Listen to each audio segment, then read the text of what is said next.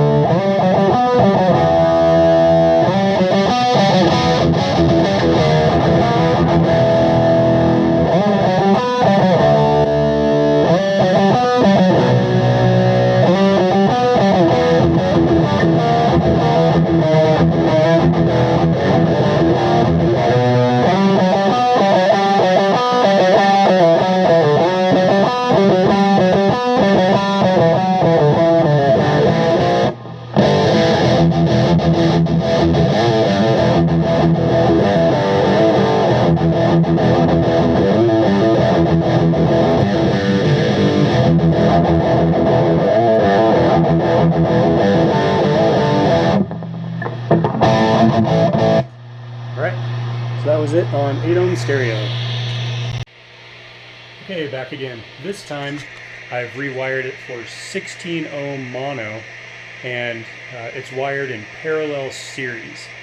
So let's do the same thing, see how it sounds.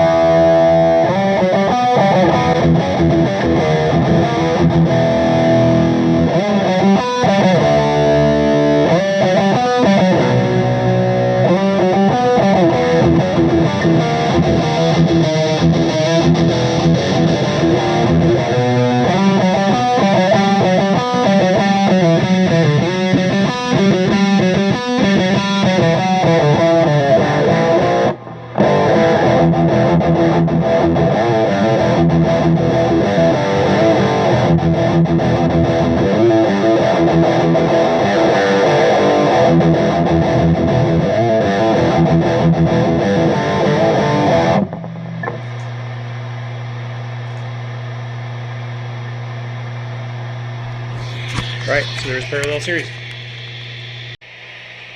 Okay, here we are again, last shot. This time I've got it on 16 ohm mono, and I have it wired in series parallel. So I'm going to do the same thing, and then follow up with some thoughts at the end.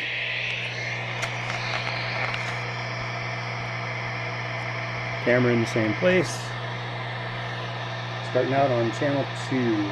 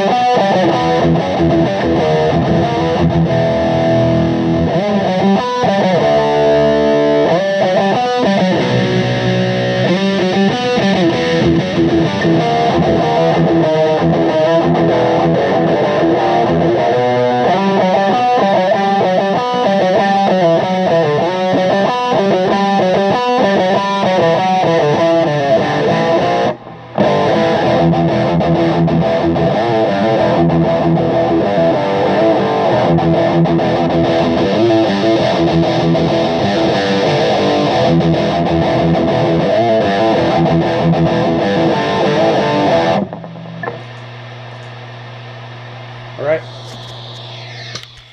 so that was the last one. I just wanted to follow up with some thoughts. I'll sit down and listen to this a ton of times just to kind of see what I thought about the sound between those different options, but what I wanted to tell you about now is just the feel when I was playing, because in between these I played a little while in each setup, because that's something that you're not going to pick up on the camera. The feel was a lot different. Honestly, in the 4 ohm setup, it was a little muddy. I didn't really like the feel that much. You know, the 8 ohm stereo setup was a little bit better. The 2 16 ohm setups, I actually thought had the best feel, just in terms of the pick attack and just how everything responded to how I was inputting. You know, in terms of the tone in the last two, I could definitely hear a tone feel when I was playing the the last one was just a little more angry, a little bit more high fizz, a little more gain, whereas the one before it was a little bit smoother. So I'll be real interested to go back and see how those sounded on the recording. So yeah, just from that, I'm pretty sure I'm going to wire this in 16 ohm mono. I'm just going to have to decide which way I want to go with. All right, so thanks for watching. Leave some comments in the notes. Let me know what you think, and see you next time. Bye.